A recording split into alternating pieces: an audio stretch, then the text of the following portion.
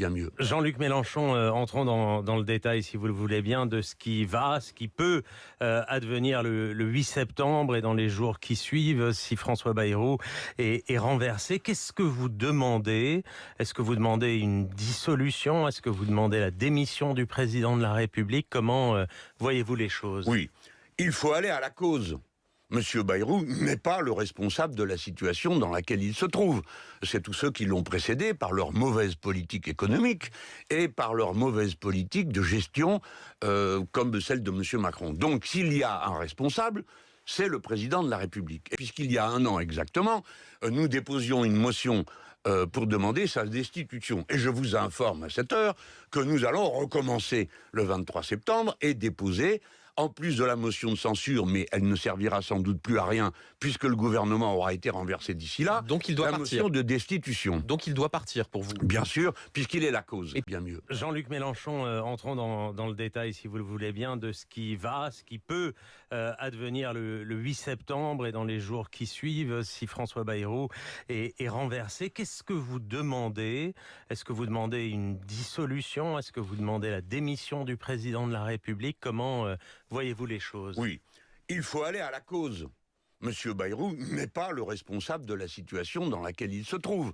C'est tous ceux qui l'ont précédé par leur mauvaise politique économique et par leur mauvaise politique de gestion comme celle de monsieur Macron. Donc s'il y a un responsable, c'est le président de la République. Et puisqu'il y a un an exactement, nous déposions une motion pour demander sa destitution. Et je vous informe à cette heure que nous allons recommencer le 23 septembre et déposer, en plus de la motion de censure, mais elle ne servira sans doute plus à rien, puisque le gouvernement aura été renversé d'ici là, Donc il doit la partir. motion de destitution. Donc il doit partir pour vous. Bien sûr, puisqu'il est la cause. Dans cette vidéo, comme vous venez d'attendre, Jean-Luc Mélenchon vient de s'exprimer aujourd'hui, interviewé par Benjamin Duhamel, qu'il y a une possibilité que les prochains jours, selon la Constitution française, si jamais François Bayrou, les premiers ministres, n'arrivent pas à avoir la totalité des votes, des confiances, il n'aura pas d'autre choix que de déposer sa démission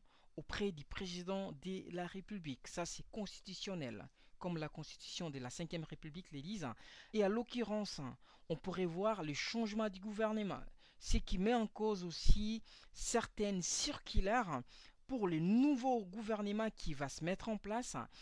Et ça donne au moins un espoir de changement des circulaires ou des règles du jeu.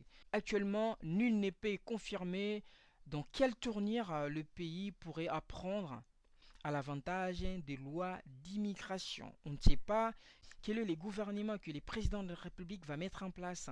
Est-ce qu'il y aura quelqu'un comme Bruno Retailleau? Ce qui est sûr et certain, il ne sera plus ministre de l'Intérieur. Au moins qu'il les choisisse à nouveau pour continuer dans ses rôles. Mais je ne pense pas trop. On va attendre après la démission des premiers ministres pour voir quelles sont les probabilités. Est-ce qu'il y aura des changements des lois à nouveau? Là, on est déjà complètement troublé pour ces lois qui viennent de gauche à droite pour l'immigration en France. Vous savez, on est vraiment en déficit. Le pays va mal en termes budgétaires surtout aussi et dans d'autres secteurs. Je vous laisse dans les commentaires. Quelle est votre opinion de ce qui pourrait arriver après les 8 si les premiers ministres démissionnent à son poste? Merci beaucoup. Il faut vraiment qu'on avance. J'espère que ça sera vous les prochains gagnants. Je suis Monsieur Wangani. Merci.